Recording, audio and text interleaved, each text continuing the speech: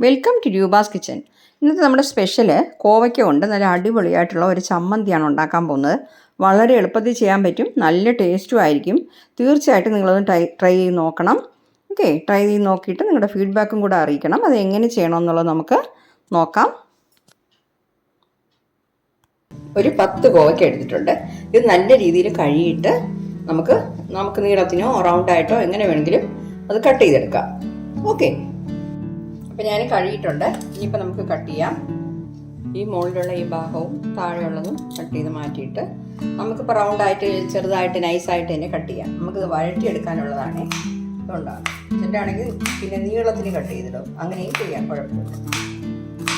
ഇങ്ങനെ ചുമന്ന പിന്നെ കോവയ്ക്കയും നമുക്ക് എടുക്കാം. ഓക്കെ, ഉണ്ടോ?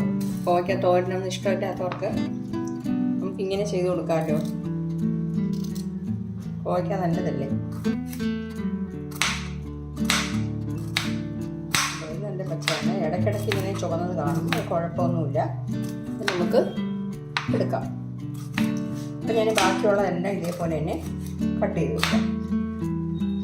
ഓക്കെ, അപ്പം ഞാനത് മുഴുവൻ ഇതുപോലെ കട്ട് ചെയ്ത് വെച്ചിട്ടുണ്ട്. ഇനി നമുക്ക് ചെയ്യാം. അപ്പം നമുക്ക് ചമ്മന്തി ഉണ്ടാക്കാനായിട്ട് ഞാൻ ഗ്യാസ് ഓൺ ചെയ്തു. ഒരു പാൻ വെച്ചിട്ടുണ്ട്. 1 ടീസ്പൂൺ ഓയിൽ ഒഴിച്ചു കൊടുക്കാം. ഓയിലൊന്ന് ചൂടാകട്ടെ.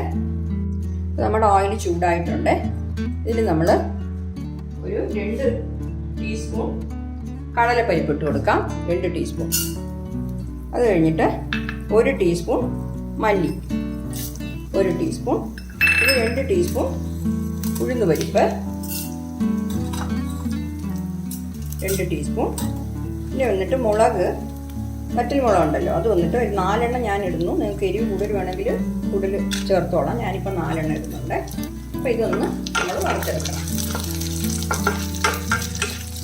പക്ഷേ ഈ കോവയ്ക്ക ചമ്മന്തി വന്നിട്ട് പല രീതിയിൽ ചെയ്യാം കേട്ടോ. ഇങ്ങനെയൊന്നും ചെയ്യാതെ വെറുതെ കോവയ്ക്ക വഴറ്റിയിട്ട് നമ്മൾ സാധാരണ തേങ്ങയും പിന്നെ വെളുത്തുള്ളി അങ്ങനെയൊക്കെ വെച്ചിട്ട് ചമ്മന്തി ആയിരിക്കുമല്ലോ, അങ്ങനെയും ചെയ്യാം കേട്ടോ.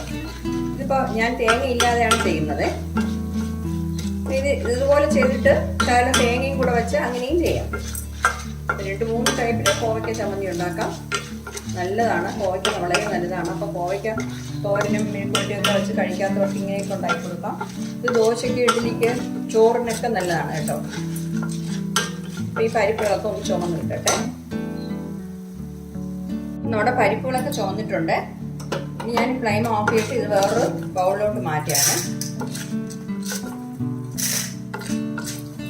കരിയാതെ നോക്കണം. കരിഞ്ഞു പോവുകയാണെങ്കിൽ നമ്മുടെ ചട്നിയുടെ ടേസ്റ്റ് കംപ്ലീറ്റ് മാറി. ഞാൻ ഇതുപോലൊരു പ്ലേറ്റിലോട്ട് മാറ്റി വെക്കാം. ഞാൻ ഗ്യാസ് ഓൺ ചെയ്തു. അതേ പാൻ തന്നെ വെച്ചിട്ടുണ്ട്.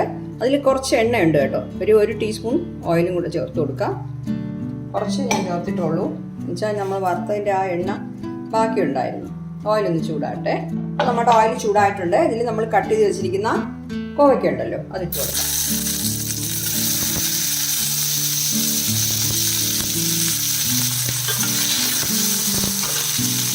മീഡിയം ഫ്ലെയിമിൽ വെച്ചോളൂ.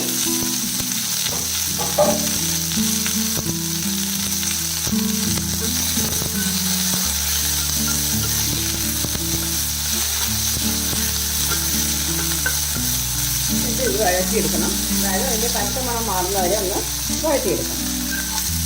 അപ്പം നമ്മുടെ കോവയ്ക്ക പകുതി കൂടുതൽ വേണ്ടിയിട്ടുണ്ട്. പിന്നെ പച്ചമണമൊക്കെ മാറിയിട്ടുണ്ട്. ഇനിയിപ്പോൾ നമ്മളിതിൽ ഒരു 3-4 വലിയ വെളുത്തുള്ളി ഞാനിങ്ങനെ കട്ട് ചെയ്ത് വെച്ചിരിക്കണം, അതിട്ട് കൊടുക്കുന്നത്. പിന്നെ ശകലം പുളിയൊക്കെ നമുക്ക് കുറച്ച് മതി, അതുകൊണ്ടാണ് കുറച്ച് കൂടുതൽ വേണമെങ്കിൽ ചേർക്കാം. ഇവിടെ പുളി കൂടുതൽ ഇഷ്ടമല്ല, അതുകൊണ്ടാണ് ഞാൻ കുറച്ചെടുത്തത്. അപ്പോൾ ഇതും കൂടെ ഇട്ട് നല്ല രീതിയിൽ ഒന്ന് ചൂടാക്കാം. അപ്പോൾ അത് വേണ്ടത് മതി. ഞാൻ ഫ്ലെയിം ഓഫ് ചെയ്യുന്നേ. അപ്പോൾ നമുക്ക് ആദ്യം ഈ മിക്സിയുടെ ജാർ എടുത്തിട്ട് അതിൽ നമ്മൾ വറുത്ത് വെച്ചിട്ടുണ്ടല്ലോ, ഇതിട്ട് ഒന്ന് പൊടിച്ചെടുക്കാം.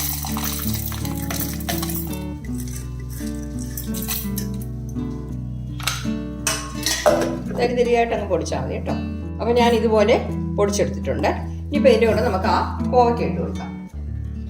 അപ്പം ഞാൻ വഴറ്റി വെച്ചിരുന്ന കോവയ്ക്കും കൂടെ ഇതിലിട്ട് കൊടുത്തിട്ടുണ്ട്. ഇനി കുറച്ച് ഉപ്പും കൂടെ ഇട്ട് കൊടുക്കാം. ഉപ്പ് നോക്കിയിട്ട് വേണമെങ്കിൽ ചേർത്തോളാം കേട്ടോ. ഇപ്പോൾ വേണമെന്നുണ്ടെങ്കിൽ നമുക്ക് കുറച്ച് തേങ്ങയും കൂടെ ഇതിൻ്റെ കൂടെ ചേർത്ത് നമുക്ക് അരച്ചെടുക്കാം. ഞാനിപ്പോൾ തേങ്ങ എടുത്തിട്ടില്ല. അതുപോലെ തന്നെ ഈ വറ്റൽ മുളകിന് പകരം പച്ചമുളകും എടുക്കാം കേട്ടോ. ഇതൊന്ന് തരിതരിയായിട്ട് അരച്ചാൽ തീരെ പോളിഷായിട്ട് അരയ്ക്കണമെന്നില്ല. കണ്ടോ, ഞാൻ അരച്ചെടുത്തിട്ടുണ്ട്. ഇതാ ഇത്രയും കട്ടിയായിട്ടാണ് അരച്ചിട്ടുള്ളത്. തീരെ നൈസായിട്ടും അല്ല. വേണമെന്നുണ്ടെങ്കിൽ നമുക്ക് കുറച്ച് ലൂസാക്കാം. പക്ഷേ ഇതാവുമ്പോൾ നമുക്ക് ചോറിനും എടുക്കാം, ദോശയ്ക്ക് ഇഡ്ഡലിക്കൊക്കെ നല്ലതാണ്. ഇനി നമ്മളിതിൽ കടുക് വറുത്ത് ചേർക്കണം. അപ്പം ഞാൻ കടുക് വറുക്കാനായിട്ട് 1 സ്പൂൺ ഓയിൽ ഒഴിച്ചിട്ട് കടുക്, ഉഴുന്നപ്പരിപ്പ്, കറിവേപ്പില എല്ലാം ഇട്ടിട്ടുണ്ട്. ഇപ്പോൾ ഒരു വറ്റൽ മുളക് ഇട്ട് കൊടുക്കാം.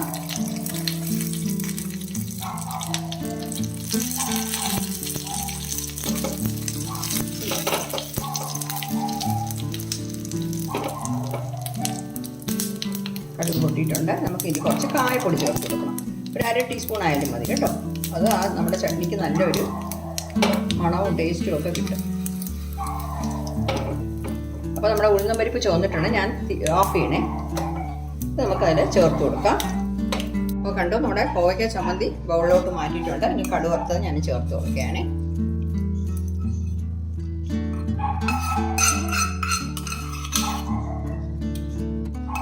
നമ്മുടെ കോവയ്ക്ക കൊണ്ടുള്ള ചമ്മന്തി സൂപ്പറായിട്ട് കിട്ടിയിട്ടുണ്ട്.